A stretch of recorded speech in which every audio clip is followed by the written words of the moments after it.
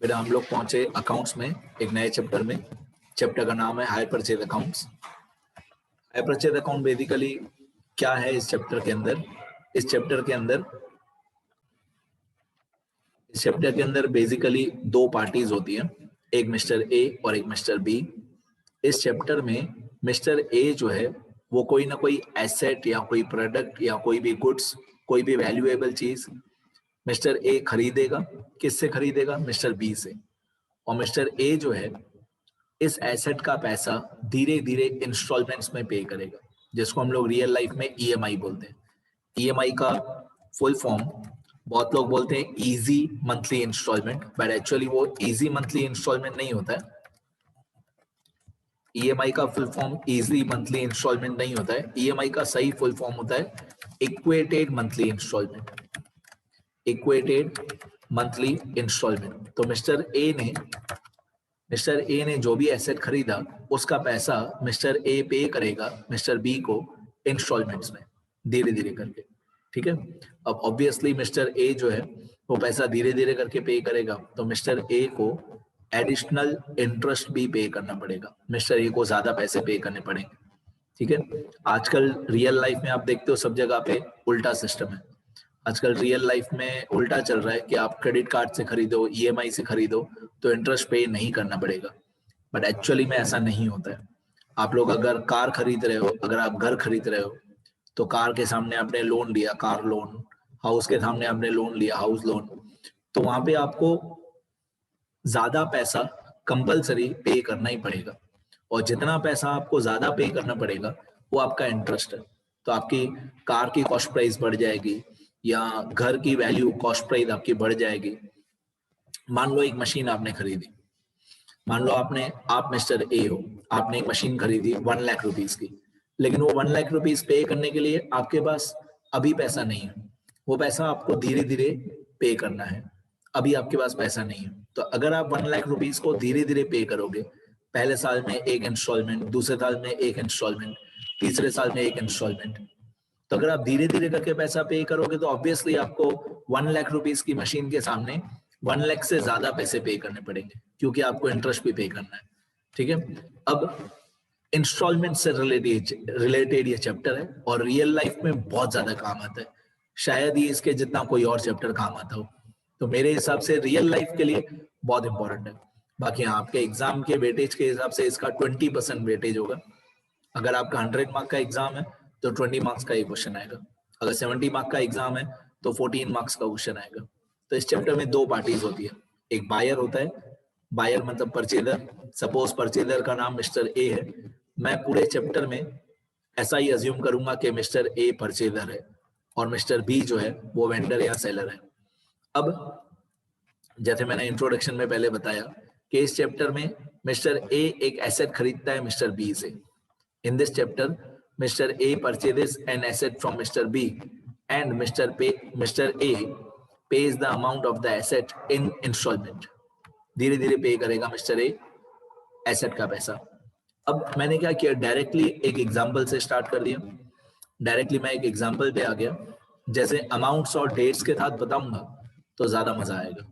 ठीक है। किस तरीके से कैलकुलेशन होती है, कौन सी स्टेटमेंट हम लोग बनाते हैं, कौन से अकाउंट्स बनाते हैं, कौन सी जर्नल एंट्रीज बनाते हैं, मिस्टर ए क्या जर्नल एंट्रीज करेगा, मिस्टर बी क्या जर्नल एंट्रीज करेगा, वो सब हम धीरे धीरे इस चैप्टर में सीखेंगे। ठीक है। ए ने कोई एक एसेट खरीदा है जिसका पैसा वो धीरे धीरे पे करेगा इन इंस्टॉलमेंट्स। बेसिकली ये फंडामेंटल है इस चैप्टर का। अब मिस्टर ए, मैंने एक एग्जाम्पल ले लिया, एग्जाम्पल लिखा है, suppose mister A purchase the machine of rupees 1 lakh from Mr. B on 1/4/2025 under hire purchase agreement। तो A ने 1 लाख रुपीस की मशीन खरीदी B से on 1/4/2025 under hire purchase agreement। अब इस 1 लाख रुपीस के बदले में मिस्टर A कब कब कितना कितना पैसा पे करेगा वो क्वेश्चन में दिया हुआ होगा। क्वेश्चन में सब दिया होगा, ये तीनों कॉलम, डेट और पर्टिकुलर्स और अमाउंट, ये सब आपको क्वेश्चन में दिया हुआ होगा। ये डेट का कॉलम भी दिया हुआ होगा, पर्टिकुलर्स का कॉलम भी दिया हुआ होगा और अमाउंट का कॉलम भी क्वेश्चन में दिया होगा। ये तीनों कॉलम आपको क्वेश्चन में दिए होंगे।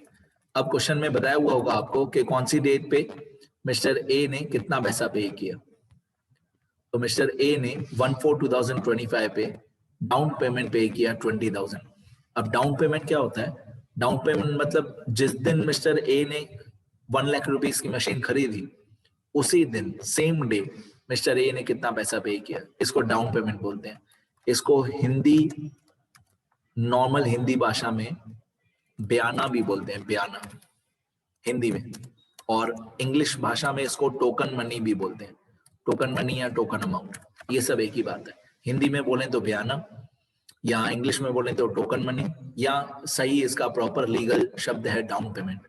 तो मिस्टर ए ने 1/4/2025 पे ही मशीन खरीदी और उसी दिन पे मिस्टर ए ने डाउन पेमेंट पे किया 20,000 रुपीज। ये सब अभी तक क्वेश्चन चल रहा है, अभी तक तो मैंने आंसर शुरू भी नहीं किया, ये सब क्वेश्चन में दिया हुआ होगा।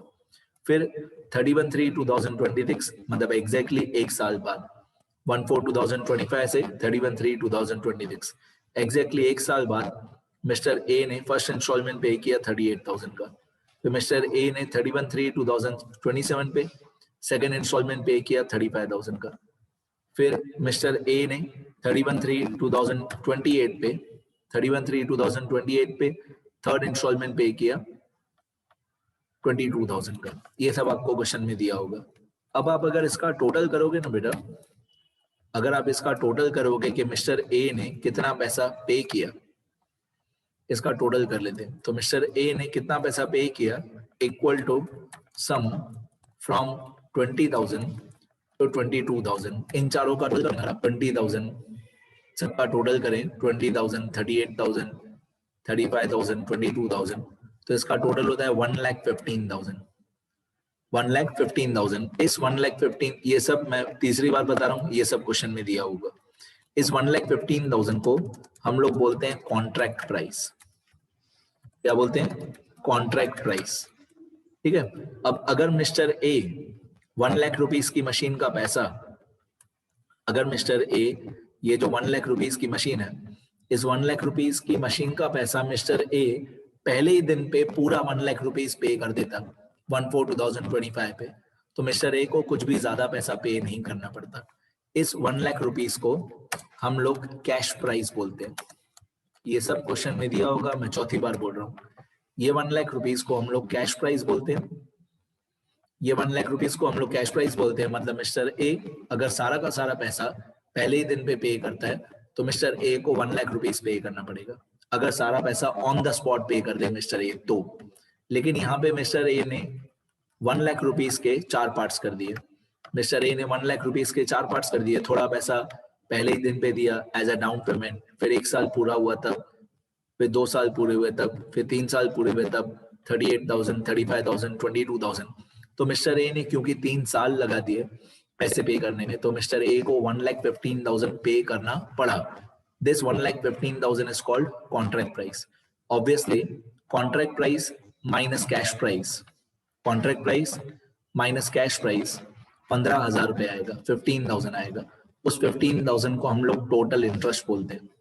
इस 15,000 को हम लोग क्या बोलते हैं? हम लोग बोलते हैं टोटल इंटरेस्ट। ये सब क्वेश्चन में दिया होगा, मैं 5वीं बार बता रहा हूँ। इसको हम लोग टोटल इंटरेस्ट बोलते हैं। टोटल इंटरेस्ट का फॉर्मूला होता है contract price minus cash price. तो मिस्टर ए ने कॉन्ट्रैक्ट प्राइस पे किया 1,15,000 और मिस्टर ए अगर पहले ही दिन पे पैसा पे कर देता,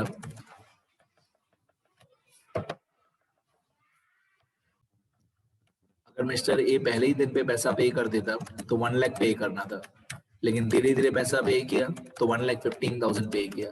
इसका मतलब मिस्टर ए ने 15,000 रुपए ज्यादा पे किए। जो 15,000 रुपए मिस्टर ए ने 15,000 रुपीज जो ज्यादा पे किया उसको टोटल इंटरेस्ट बोलते हैं, और ये टोटल इंटरेस्ट का फॉर्मूला होता है contract price minus cash price. ठीक है। अब ये सब भी आपको क्वेश्चन में दिया हुआ होगा कि mister B charges interest at 10% per annum. फिर depreciation is to be calculated at the rate 20% per annum by straight line method. ये भी क्वेश्चन ही है अभी तक। Write journal entries in the books of Mr. A and Mr. B for all the years. ये भी अभी तक question ही है, अभी तक क्वेश्चन ही चल रहा है। तो इतनी सारी चीजें आपको क्वेश्चन में दी होंगी।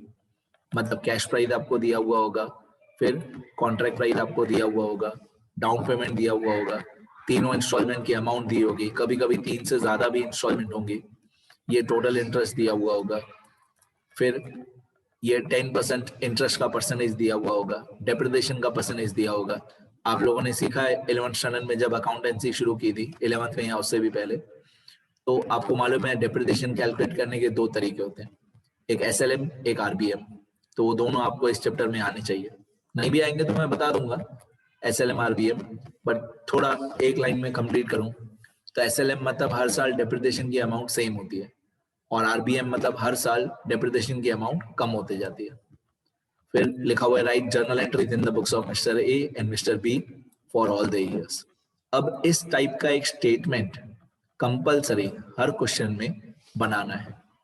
मैंने जानबूझ के इसका कैलकुलेशन और अमाउंट्स लिख के नहीं रखा है स्टेटमेंट में, क्योंकि पहले से लिख के रखता तो शायद इतना समझ में नहीं आता। मैं ऑन द स्पॉट टाइप करके समझाऊंगा, टाइपिंग करके उसी वक्त लिख के बताऊंगा। ये स्टेटमेंट हर क्वेश्चन में बनाना कंपलसरी है। इस चैप्टर का कोई भी क्वेश्चन हो, ये statement showing calculation of interest compulsory, ये स्टेटमेंट बनाना ही बनाना है। और अगर एक बार ये स्टेटमेंट बना लिया तो उसके आगे का journal entries, ledger and posting, वो हमेशा सेम होता है। आप एक क्वेश्चन करो या 100 क्वेश्चन करो, जर्नल एंट्री सेम ही होगी, जर्नल एंट्री हमेशा सेम होगी। ऑब्वियसली अमाउंट हर क्वेश्चन में अलग अलग आएगा, अमाउंट चेंज होते जाएंगे। बाकी जर्नल एंट्री में जो पर्टिकुलर्स का कॉलम है, जर्नल एंट्री में जो पर्टिकुलर्स का कॉलम है, वो एक क्वेश्चन करो या 100 क्वेश्चन करो, पर्टिकुलर्स जर्नल एंट्री हमेशा सेम होगी, अमाउंट हर क्वेश्चन में अलग अलग होगी। ये स्टेटमेंट का फॉर्मेट अच्छी तरह याद करो। इसमें 7 टोटल कॉलम होते हैं, डेट, पर्टिकुलर्स, फिर 5 अमाउंट के कॉलम्स हैं, cash price, installment, interest, payment towards cash price, balance cash price. तो दो आगे 2 कॉलम एक्स्ट्रा हैं, डेट और पर्टिकुलर्स, पीछे 5 अमाउंट के कॉलम है। ये 5 अमाउंट के कॉलम है, cash price, installment, interest, payment towards cash price, balance cash price. और मैं सही बोल रहा हूँ, आप लोग रियल लाइफ में जब भी कोई घर या कोई कार खरीदोगे तब ये स्टेटमेंट आपको बहुत काम आएगा। उस दिन अपने घर पे लैपटॉप लेके बैठ जाना या पीसी पे बैठ जाना, या आजकल तो मोबाइल में भी सब कुछ ये सॉल्व हो जाएगा, आपके कोई भी गैजेट में सॉल्व हो जाएगा, माइक्रोसॉफ्ट एक्सेल आपको कोई भी गैजेट में मिल जाएगा। ये स्टेटमेंट बना के अपने पास, अपने गूगल ड्राइव पे, माइक्रोसॉफ्ट वन ड्राइव पे ये स्टेटमेंट बना के रख देना, लाइफ में बहुत काम आएगा स्टेटमेंट। ठीक है, कि किसी भी इंस्टॉलमेंट के अंदर इंटरेस्ट कितना होता है, राइट। तो अब मैं ये वीडियो लेक्चर यहीं पे कंप्लीट करूंगा और आगे नहीं समझाऊंगा। जो एग्जाम्पल मैंने लिखा उसका सॉल्यूशन, ये स्टेटमेंट नेक्स्ट वीडियो में लूंगा, जर्नल एंट्रीज भी नेक्स्ट वीडियो में लूंगा। इतना आपको पता होना चाहिए, ये स्टेटमेंट अच्छी तरह याद कर लेना, बहुत काम किए। एक बार मैं स्क्रॉल कर देता हूँ, अगर आपका कुछ भी लिखना रह गया हो तो लिखना प्लीज।